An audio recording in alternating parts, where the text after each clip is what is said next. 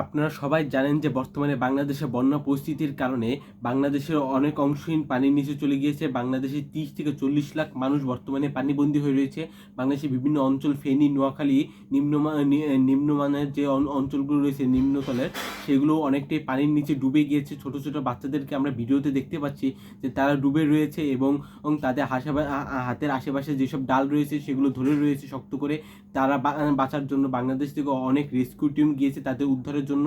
আমাদের যে এই যে পার্শ্ববর্তী দেশ ভারত, মোদি সরকার, ভারতের প্রেসিডেন্ট, সেই বাঁধ খুলে দেওয়ার কারণে এই বন্যা সৃষ্টি হয়েছে। আমাদের উচিত যে এর চরম জবাব দেওয়া। আমাদের দেখা দেওয়া উচিত যে আমরা কারো হাতের পুতুল নই। আমাদের ভারতের সকল পণ্য বয়কট করা উচিত এবং ভারতকে পুরো বয়কট করে দেওয়া উচিত।